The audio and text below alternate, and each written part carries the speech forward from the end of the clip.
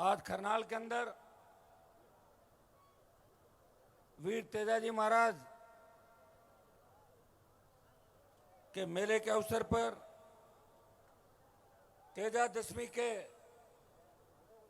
पावन पर्व के अवसर पर वीर तेजाजी महाराज के बलिदान को याद करते हुए मैं 2-3 जोरदार जयकारे लगाऊंगा। आपको जयकारे लगाने। बोले वीर तेजाजी महाराज की। आज रामदेव जी महाराज की भी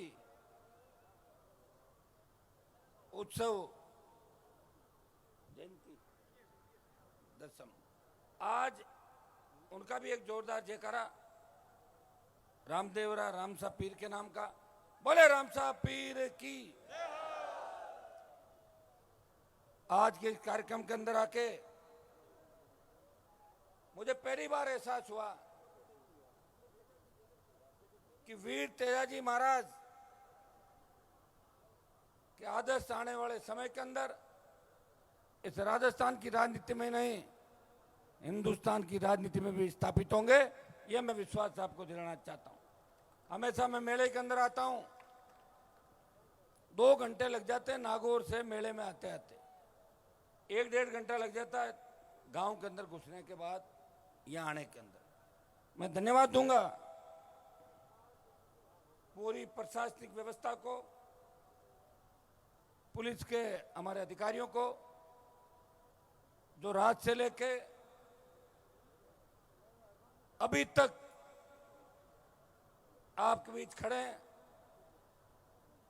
और मुझे इस बात की भी खुशी है कि पुलिस के जो आला अधिकारी यहां खड़े हैं ज्यादातर हमारे समाज के ही हैं और ये उतनी चिंता आपकी करते हैं जितनी मैं कर रहा हूं। इसलिए जो दौड़ है, वो दौड़ जो पुराने जमाने के अंदर होती थी, वो दौड़ बंद क्यों हुई आपको पता है? वो दौड़ बंद होने का एक कारण ये भी था कि किस तरह वाहनों को ले के अपन चलते थे। ये तो ईश्वर की कृपा थी कि कभी कोई ट्रेजेडी नहीं हुई। ये मैं भी आपसे अपील करूंगा, डीजे बजाएं, गाड़ियां लेके चलें, लेकिन एक दिशा के अंदर चलें।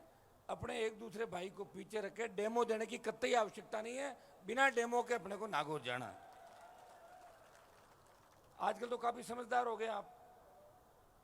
और जिस दिन किसान कौम ने, जाट समाज ने इंतजार करना सीख लिया, समझ लो ये तूफान से पहले की शांति है। सत्ता के दरवाजे आपके करीब है, आप सिंहासन के नजदीक हो। हमें होश के साथ, जोश के साथ होश से काम करना है। और ये संदेश आपको जो दे रहा हूं, मुझे पूरी उम्मीद है कि राजस्थान का नौजवान वीर तेजाजी महाराज के दर्शन करने करनाल के अंदर आया है। एक जमाना था जब रामदेवरा इतने पैदल यात्रु जाते थे, सालासर बालाजी के, खाटू श्याम जी, सांवलिया सेठ, या राजस्थान के अंदर जितने भी धार्मिक स्थान हैं। लेकिन हमें इस बात की खुशी है कि 2005, 6, 7 के बाद पिछले 15 साल का जो सफर है,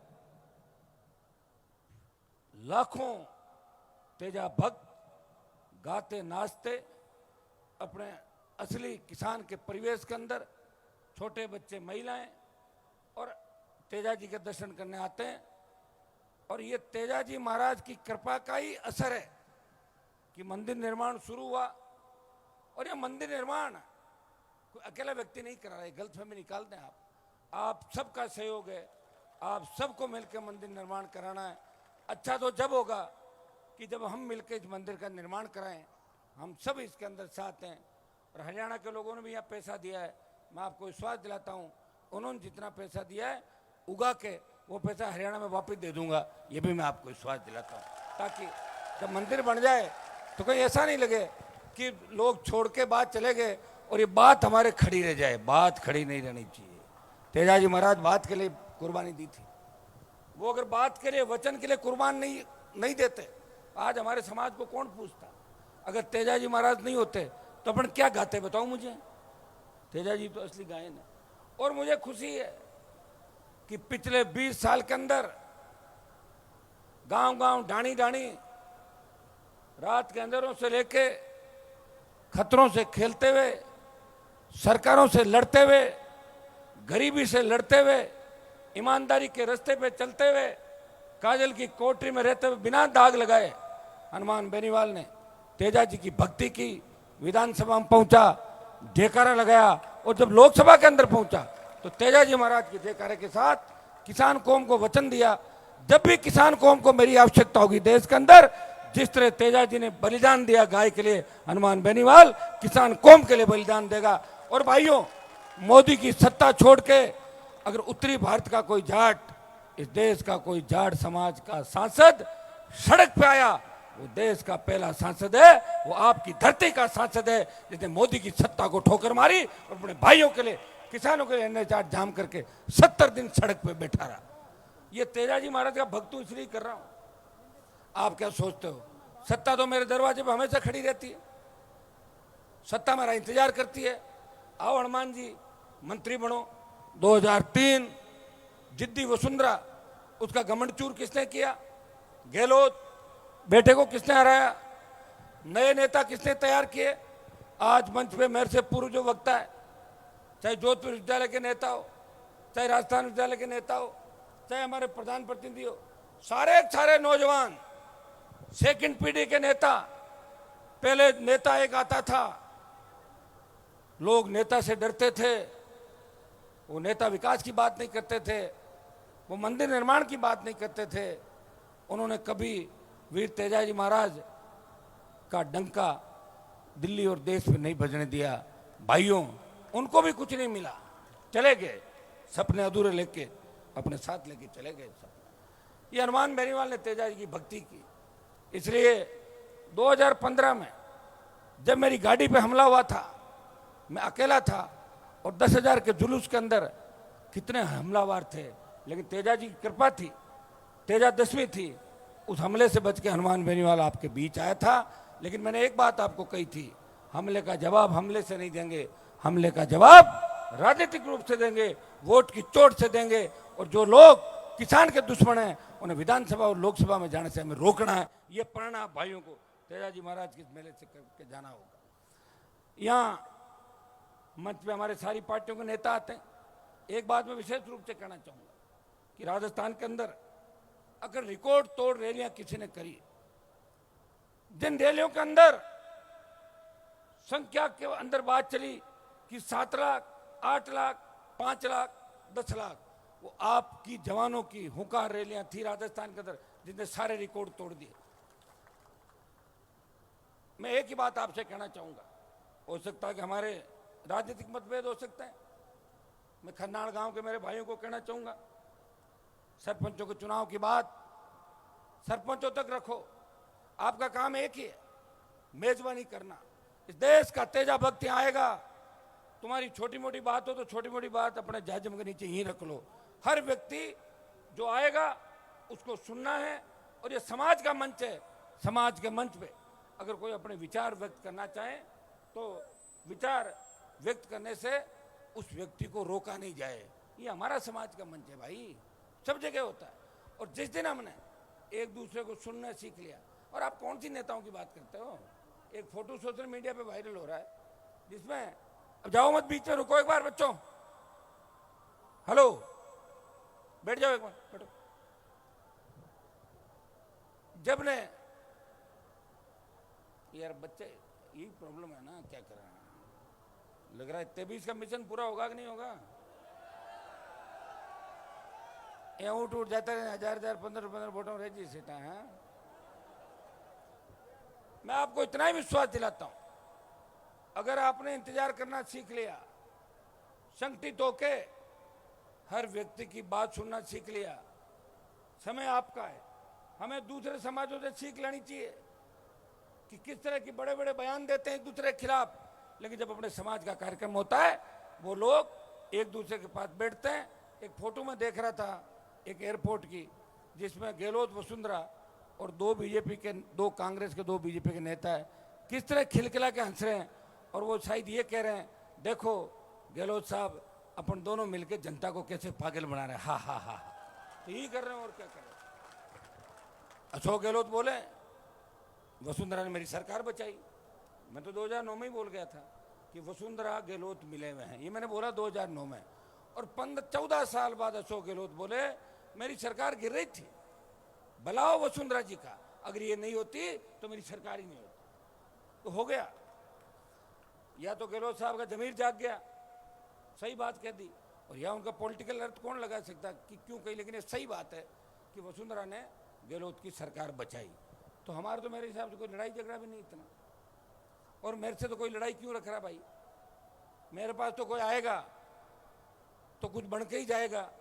क्यों, मैं तो 3 बार विधायक और सांसद रह गया, इस राजस्थान में पार्टी बनाई, देश में प्रधानमंत्री के साथ ऑल पार्टी मीटिंग में बैठता हूँ, इस देश के किसानों की आवाज़ उठाता हूँ। किसान आंदोलन का नेतृत्व पंजाब ने किया, लेकिन अग्निपथ जब आया देश के अंदर, एक सांसद बोला कि सेना के सम्मान को हम ऐसे लज्जित नहीं होने देंगे। सेना के सम्मान में आरएलपी पार्टी मैदान में आई, उसने अग्निपथ का विरोध किया।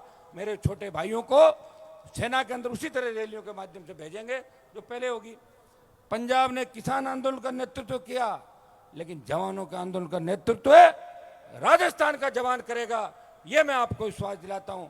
और भाइयों, पूरे देश की नजरें आप पे है, पूरे देश की राजनीति, आज राजस्थान की राजनीति जिस करवट बैठेगी, यहां का बहुत बड़ा मैसेज जाएगा। आज प्रधानमंत्री भी शायद रैली कर रहे हैं जोधपुर, जयपुर के अंदर, आपकी रैली है खरनाल के अंदर, लेकिन मुझे लग रहा है कि प्रधानमंत्री की जो रैली है कुर्सियां लगा के, उससे ज्यादा तादाद के अंदर 5 लाख से ज्यादा लोग इस खरनाल के मेले के अंदर तेजाजी के दर्शन करने के लिए आए। तो आप लोग ताकतवर हैं, सत्ता देश की उन्नति का रास्ता खेत और खलिहान से होकर गुजरता। अगर देश का किसान मजबूत होगा, देश का जवान मजबूत होगा, तो देश मजबूत होगा। और देश का किसान कमजोर हो गया और किसान के बेटे कमजोर हो गए तो देश कमजोर हो जाएगा। मैं नौजवानों को संदेश देना चाहता हूं, आप तेजाजी महाराज की धरती पे, तेजाजी महाराज की धरती के, तेजाजी तो पूरे लोक देवता थे सारे किसान कौम के, मध्य प्रदेश से लेके पूरे देश के अंदर। अब तो हमें खुशी होनी चाहिए कि राजस्थान के वो इलाके, हरियाणा यूपी के वो इलाके, आज से 15 साल पहले किसी ने सोचा नहीं होगा कि वहाँ तेजाजी के मंदिर बनेंगे और आप लोगों को मुख्य अतिथि के रूप में खरनाल गांव से लोगों को बुलाएंगे। इतनी बड़ी आस्था वीर तेजाजी महाराज की देश और प्रदेश के अंदर है। तो भाइयों, अपनी ताकत को पहचानो, अपनी शक्ति को पहचानो और सत्ता पे कैसे कब्जा करें। अगर सत्ता पे कब्जा हो गया तो आपको कहीं जाने की आवश्यकता नहीं। मंदिर निर्माण के लिए मैं कमेटी को आश्वस्त करना चाहता हूं कि आपने काम को गति दी, हम सब आपके साथ हैं। जितनी आवश्यकता पड़े, बार बार दूसरों के सामने हाथ फैलाने की हमें आवश्यकता नहीं। हम इतने साधन संपन्न हैं, कई कारण हो जाते हैं, जब योग संयोग होता है उसी दिन सारी बात होती है। मैं भी 2008 में आया, अगर मैं 1952 में आ जाता तो और परिस्थितियां होती। जब मैं 8 में आया, मंदिर निर्माण की बात चली, मंदिर निर्माण चालू हो गया, चालू हुआ तो बन जाएगा मंदिर, मंदिर का काम नहीं रुकेगा। यही मैं आश्वासन आपको देता हूं, काम अनवरत चलेगा। मैं उन तमाम लोगों को धन्यवाद दूंगा। कोई सीमेंट की मदद कर रहा है, कोई बजरी ला रहा है, कोई रेत ला रहा है, कोई कंकरी ला रहा है, कोई आपका रोड़ी ला रहा है और कोई पत्थर ला रहा है। जोधपुर, बाड़मेर, नागौर से लेके तमाम राजस्थान के किसान के बेटे अपनी अपनी ताकत से वो चाहते हैं कि तेजाजी के मंदिर के निर्माण में कहीं हम पीछे नहीं रह जाएं। इसलिए मैं समिति को और तमाम भाइयों को आश्वस्त करना चाहता हूं कि मंदिर भी बन जाएगा और थोड़ी हिम्मत रखोगे सरकार भी बन जाएगी। और जब सरकार बन जाएगी तो कितने मंदिर बन जाएंगे ये अंदाज भी नहीं होगा। मंदिर हाथों हाथ खड़े हो जाएंगे राजस्थान के अंदर और दूसरे स्टेट के अंदर भी। इसके लिए सरकार की आवश्यकता